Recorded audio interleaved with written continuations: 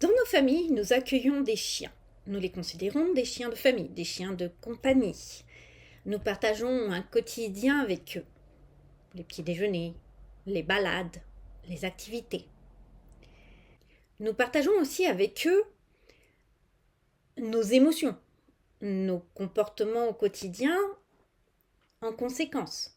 Si on est joyeux, si on est excité, si on est triste, qu'on s'affale sur un canapé, qu'on pleure, si on est en colère, qu'on a envie de jeter des objets à travers la pièce, si on élève la voix, si que ce soit contre eux ou pas, si on angoisse et qu'on n'arrive plus à respirer, que nos phrases sont bafouillées. Pour autant, nous parlons bien de chiens de famille, c'est-à-dire de chiens que l'humain lui-même, l'individu humain a choisi. Il peut arriver que des rencontres se fassent, qu'elles soient dignes d'un conte de fées, avant même que le chien soit intégré dans la famille. Vous êtes bénévole dans un refuge et l'un des chiens vous touche en plein cœur. Vous allez voir régulièrement des amis. Vous allez rencontrer un chien dans plein d'autres circonstances. Et c'est le chien qui vole votre cœur et dont vous volez le cœur. La plupart du temps, on choisit le chien, on l'intègre dans la famille et la relation se développe à partir de là. Ça peut prendre des semaines, des mois, des années. Ça reste un chien de famille. Un chien dont le travail est d'être présent dans la famille, de tenir compagnie. Oui, je dis travail parce que c'est une tâche qui est à son quotidien, où il est apprécié pour ça, où beaucoup ont été développés, sélectionnés pour ça.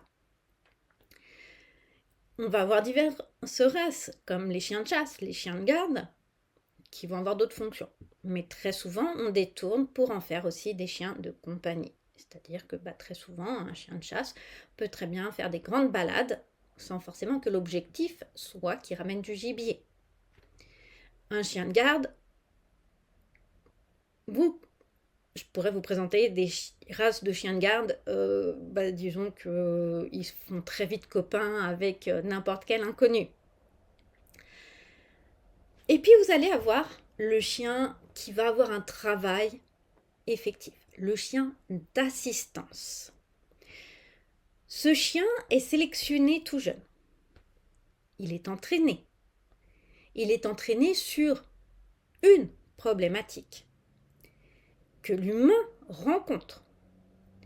Cela peut être un handicap physique, parce qu'il est aveugle, parce qu'il est sourd, parce qu'il a un handicap au niveau des jambes, au niveau des bras. Cela peut être un handicap émotionnel. De plus en plus, on va voir des chiens d'assistance émotionnelle, parce qu'il a un syndrome post-traumatique, parce qu'il fait des crises d'angoisse. Les crises d'épilepsie, je vais les mettre dans les cas de handicap physique, puisqu'il s'agit d'une maladie due à l'organisme. Vous allez avoir, chez ces chiens-là, des tests établis. Ils sont entraînés sur plusieurs années. S'ils échouent, ils deviennent des chiens de compagnie, des chiens de canapé, auxquels on ne va pas demander ces actions-là. Ce sont des chiens qui peuvent anticiper, parce que quand nous avons, dans ce cas-là, des problématiques physiques ou émotionnelles, notre corps change. Nous émettons des hormones différentes. Les chiens ont ces compétences physiques de pouvoir les sentir, de les anticiper. Aucun chien qui n'est pas entraîné ne sera capable de le faire.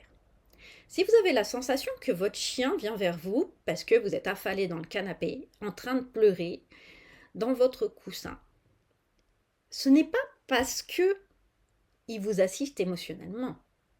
C'est parce qu'il a un attachement à vous, qu'il sait reconnaître votre état émotionnel. Quand vous riez, il est possible qu'il saute, qu'il soit tout joyeux. Il peut s'agir de contagion émotionnelle. Il vous apporte effectivement quelque chose. Sauf que votre chien n'a pas les compétences d'anticiper et surtout de pouvoir s'ajuster pour se protéger lui-même. Si vous avez besoin d'un chien pour vous assister sur une difficulté dans votre vie, je vous recommande de vous adresser auprès d'associations qui sauront vous guider et vous dire quel type, quel profil peut vous convenir. Avoir un chien qui saura gérer l'avant, le pendant et l'après. Votre chien de compagnie, votre chien de famille, reste un chien de famille.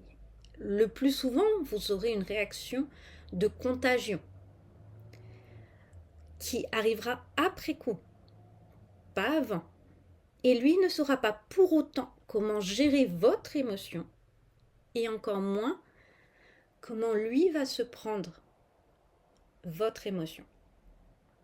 Donc il est important que nous gardions aussi nos chiens protégés de certaines de nos émotions afin de ne pas les noyer et ne pas leur attribuer une responsabilité qui n'est pas la leur.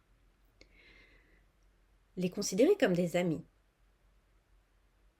Quand on s'adresse à des amis, on attend un retour, mais l'ami ne va pas anticiper. Et l'ami a besoin aussi de se protéger et d'avoir lui-même des amis pour pouvoir supporter éventuellement les émotions que vous aurez déchargées sur lui. C'est la différence avec un professionnel qui vous accompagnerait quand vous avez des crises d'angoisse, par exemple. Ce professionnel est formé, il est entraîné, il sait comment gérer l'avant, reconnaître les signes, l'après. Un ami, il est là pour vous soutenir, pour vous accompagner dans cette problématique. Mais il n'est pas en mesure forcément de se protéger. Donc n'oubliez pas que votre chien de compagnie est avant tout un ami tout poilu, à quatre pattes, qui a ses propres problématiques, qui peut faire preuve de contagion émotionnelle de lui vers vous, de vous vers lui. Ce n'est pas parce qu'il réagit à un moment donné à vos émotions qu'ensuite lui attribuer cette responsabilité fera de lui un chien apte à réagir systématiquement et de façon ordonnée, cohérente, constante, sans en plus être lui-même émotionnellement abîmé.